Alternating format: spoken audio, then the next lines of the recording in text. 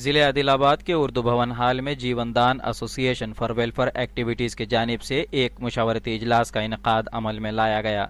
جس میں طے کیا گیا کہ مذکورہ تنظیم کی جانب سے مولانا آزاد کی یوم پیدائش کے موقع پر سہ روزہ جشن اردو منایا جائے گا۔ اس موقع پر جاوا صدر فیاض احمد شمع نے انڈیا سماج سے بات کرتے ہوئے سہ روزہ پروگرام کی تفصیلات فراہم کی۔ جیون دان ایسوسی ایشن فار ویلفیئر ایکٹیویٹیز جو کہ ایک غیر سرکاری تنظیم ہے اور لگاتار 2003 سے عادل آباد شہر میں فلاحی و رفاہی کارنامے انجام دیتی آئی ہوئی ہے اور خاص کر اردو زبان کے ترقی اور اس کو اپنا جائز مقام دلانے کے لیے لگاتار جدوجہد کرتے آ رہی ہے۔ اس سال 11 نومبر کو مولانا ابوالکلام آزاد کی یوم پیدائش کے موقع پر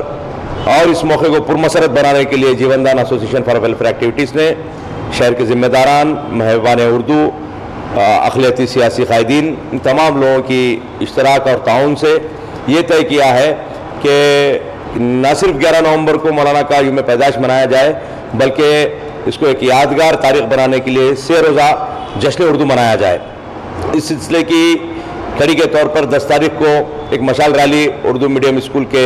طلباء و طالبات شہر کے ذمہ داروں کے ساتھ نکالی جائے گی۔ یہ ریلی رام لیلا میدان ونائک چوک، نیتاجی چوک ٹی این جی ایس سے ہوتی ہوئی گیسٹ ہاؤس پر ختم ہوگی۔ دوسرے دن اور اسی دن شام میں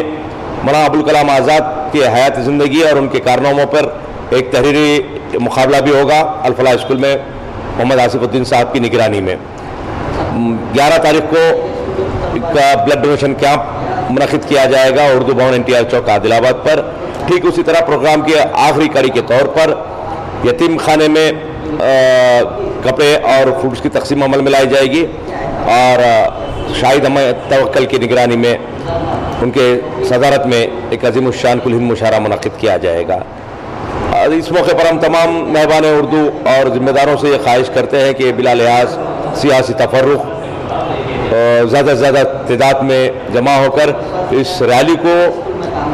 شہر کی تاریخی ریلی بنائے، اس پورے پروگرام کو شہر کا تاریخی پروگرام بناتے ہوئے مولانا ابوالکلام آزاد کے جو کارنامے ہیں اس کو ایک سلام دے۔